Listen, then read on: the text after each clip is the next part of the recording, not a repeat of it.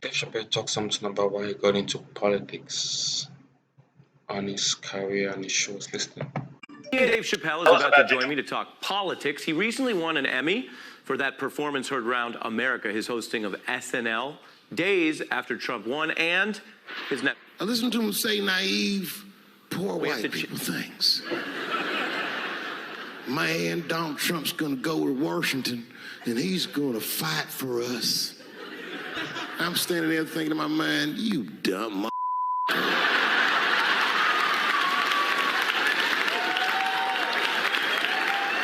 You are poor. He's fighting for me.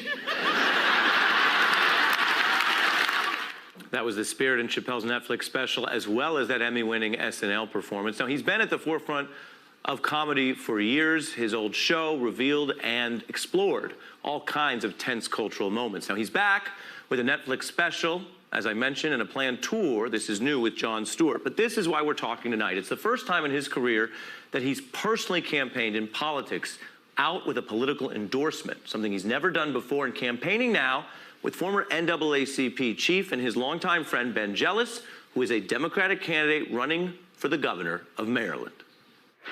I gotta tell you, personally, as a guy, I've never had a lot of trust in government, really, until I realized that my godbrother might get a powerful seat. It makes me trust the seat more. With me now is Ben Jealous, candidate for the governor of Maryland, and comedian Dave Chappelle. Thanks for being here, both of you. My question, Ben, after all your work in civil rights, why are you running for governor now? And Dave, why are you endorsing him when you don't usually get involved in endorsing candidates? Ben, you want to go first? Sure, I'll go first. Ari, look, I'm running for governor because I have a vision that we can finally fully fund our schools. We can finally pass I really like that. Dave Chappelle supporting him. single payer, so-called Medicare for all. And we can end this era of massive student debt by ending mass incarceration. And a big part of ending mass incarceration in Maryland is to finally legalize cannabis, period. And so that's part of why Dave is here, is that we've been talking about, frankly, our experiences when we were young and the need for us to have a just set of laws that help to reduce the number of people in our prisons. Oh, as for me, Ari, Ben and I are like family, literally. Like our fathers were best friends, and my father was Ben's godfather. So I met Ben in person when we were 17, when Ben was at Columbia, and we became fast friends. Unbeknownst to me, the plan was Ben was supposed to convince me to try to go to college, and that plan obviously failed miserably. Thank God.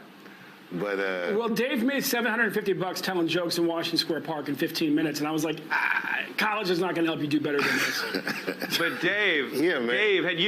Dave, had you gone to college, you might have become rich one day. Yeah, that was the myth. I mean, that was the legend. But I think everything worked out better than I could have ever imagined. Well, but you also have to understand that my godfather was on a tear because Dave was the first male in his family not to go to college since slavery. $750 in 15 minutes. And so there was a batting average that he wanted to keep up for the family, and I was on a sacred mission. But when I came and reported back that his son could make $750 in the park telling jokes, he was like, yeah, okay, I get it. Yeah, I listen. Oh, go ahead. I'm sorry. Go ahead. No, go ahead. I was going to say, man, like, I have never, ever even stuck my toe into politics. I don't even necessarily believe in politics, but this is the first time that I believe in somebody this much for a job like this, because I know him so well. Like, we came up together. I saw Ben do activism. You're saying when you were in South Africa or you were taking a break from the career in the U.S., you were relying on him. What was his counsel to you then? Well, I mean, I think that's kind of private. I think the bottom line is that I trusted him enough in a time when I didn't trust anybody, and that he's never betrayed my trust. I think that the trust in politics, on public office, is something that the country desperately needs. Especially in this time, he's a very trustworthy person. The fact that a guy like this could possibly sit in a seat like the governor's chair is very exciting to me. That makes me feel more faithful and hopeful about what our country could be. Ben, you mentioned the drug war and cannabis is part of what you're running on. President Trump has spoken about that recently. Dave, you've talked a lot about those issues and racism in your comedy. I guess the question to both of you, Ben, is if you're going to change these laws in Maryland or be an example for the rest of the nation, do you talk about this as something that is just logical because cannabis might be overpunished in some places, or do you also address the fact that data shows this has been not just a war on drugs, but a war on black and brown people? To Ben and then Dave. You know, we talk about all of it. I mean, it's undeniable. If you look at the enforcement patterns, they've been targeted against black and brown communities for a long time. But we also, frankly, talk about the violence in our city. I didn't start out on this journey over a year ago planning on this being a big issue in my campaign. I mean, I never really knew like black get more punishment for same crimes as whites though. I thought it depends on the crime. Dave had made the argument to me for like a quarter century. But, you know, then something funny happened, Ari. I asked a retired member of the Baltimore Police Department, who had just retired after 15 years on the force, to go talk to commanders across the city that he knew and ask him why violence was surging in our city. This was a year ago, on the second anniversary of the uprisings in Baltimore. And he came back and he said, Ben, you know, it's like two big data points. He said, one, none of them really agreed with anybody else. Like they all had an argument about why violence was surging now. But they were also all in agreement that in the last 10 years in Baltimore City, they were all in agreement that half of the killings were one set of marijuana dealers killing their competition. And that just made me stop cold because, you know, real talk, I've had 2 family members shot in Maryland in the last 10 years. And I'm absolutely committed to doing whatever it takes to bring down the shootings in our city and in our state and make sure nobody has to go through what my family's been through. I look at the legalization of marijuana as an inevitability nationally, not just in the state of Maryland. And I'm sure that there is a gross disparity in the enforcement of drug laws in general in the United States. And if you look at Ben's resume, his entire professional life has been dedicated to the concept of equity for everybody, not just black people and brown people. I'm talking gender, I'm talking sexuality. He's trying to like right the playing field. I've watched him really sincerely work tirelessly to that end. I believe in the product. It's the first time that I've ever got to see somebody become a politician up close and retain themselves. You know, Ben is here with his kids today. He's a good dude, man. Like, there's nothing in this for me. I just feel like this guy should be on that stage. He is an important voice in my own personal life, and I think that he can make a great difference for the state of Maryland and best case scenario for the United States. You saw Dave's last special. He finally outed himself as a son of our state. You know, everybody's like, you know, Dave's from D.C. You know, assuming he's probably from like the toughest part of D.C. Dave's from Silver Spring. So, you know, I did my that's time. great meeting. Yeah, I got my street cred, but I really do believe that. This is a very pivotal time, and I'm just getting to that age too. I mean, I'm sure you can relate. We start looking around, and everyone who's running things are your age, and you realize it's your peer group's turn to take the reins.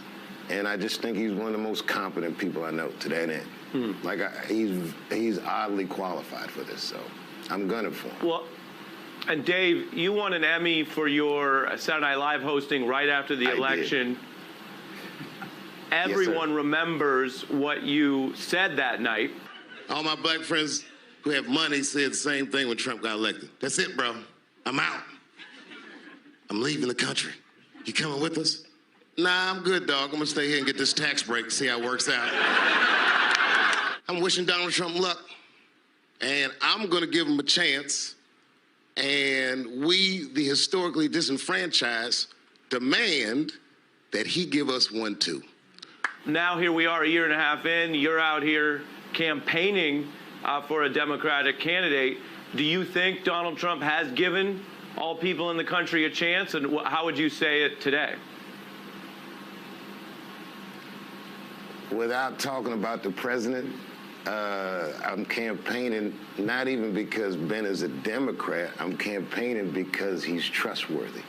if whatever party he ran under, I'm going to endorse this guy because I know him personally. I have no particular deep party affiliations. I think that we just had 8 years of a president who has a resume of social activism. I was happy with that president. And this guy has a similar resume. He's been doing this as long as I've known him. He's just been advocating for people. And I just believe he's very sincere in his effort. I've seen the blood, sweat, and tears of how he got to this position. And if he's, God willing, if he becomes this governor, I don't think anyone's going to be sorry for it. I think he'll do a great job. I think that Dave, it's a time Dave, you brought it up. You brought up the word president. Do you think you're sitting next to someone who someday could be president as well? I told Ben that he could be president of the United States before there was an Obama that I knew of. I mean, I've always believed that, but he chose another route. I mean, he stayed with his community activism. Well, and back then I told him I wanted to be president of the NAACP, and that ended up happening a little faster than we thought was possible. Yeah, I mean, Ben, he's a remarkable dude, man. And I've seen him overcome his own personal demons and his own. It's really terrifying to aspire to do anything outside of the narrow boxes that society wants us to do. Ben's a brave dude, and he's a trustworthy dude, and he's retained all of himself. And I think that this is a great thing that he's running. That's why I'm here. There's nothing. And I know. As a matter of fact, it's dangerous for me to even step into the political arena. Poopity scoop. Poopity scoop is how we end all of our interviews. My last question, I guess, because I know you guys got to go, is and starting with Ben. I mean, since you're with Chappelle, your Poopity scoop. What does that mean, Dave Chappelle? That is so funny. campaigning with Chappelle, which is something I think a lot of candidates would love to be able to do. Is there a kind of a Chappelle test we can apply here? Is there anything in politics that you see that would fall under the rubric of when keeping it real goes wrong? I got to tell you, man, when we started off this journey, there's a story I tell about how Dave saved my life down in Jackson, Mississippi, when I was a young organizer fighting a Republican governor who was trying to make a black college a prison, and Dave showed up with a dime bag of pot, and things could have gone very wrong. But we were spared because the police officer recognized Dave from Def Jam, and all of a sudden he just wanted tickets to the show and didn't search Dave's bag. That's, I think, the beauty of politics in this moment is that people are comfortable with us talking about what's real. The fact that we were, once two much younger black men who were very afraid in that moment of spending a long time in jail and in prison. And you shouldn't have to be, that exceptional to be justly treated. And so that's, a lot of what fuels Dave's politics and a lot of what fuels Dave's comedy and my politics is the fact that we both survived an era where young black men were the most murdered in the country and the most incarcerated on the planet. And we both found our own ways to lift people to a higher place. And we both still recognize that, unfortunately, too much of what we went through as young people are still going through, and we're eager to see it change. Because we know how smart they are and how much they could be contributing if our system was just a little bit fairer, the playing field a bit more level, our country a bit more just. Dave, final word? For me, you may never see me endorsing somebody again, but I really do believe in the product. I mean, this is the real deal. This is the real deal. Well, it's fascinating. We don't often see a dude. I really appreciate that guy's speech. I've never really heard about how Dave Chappelle saved him, though. That was really nice of you, Dave Chappelle.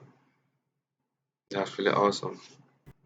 Like this, learning a little bit about your history with each other, what motivates both of you, and what Ben says is why he wants to step into the arena is fascinating. So I thank you for bringing the story to the beat, and thanks for your time, Dave Chappelle and Ben Jealous. Hey, I'm Ari Melber from MSNBC.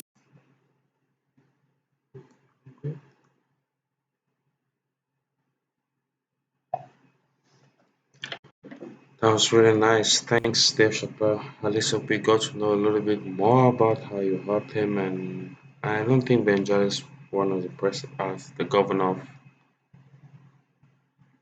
Maryland.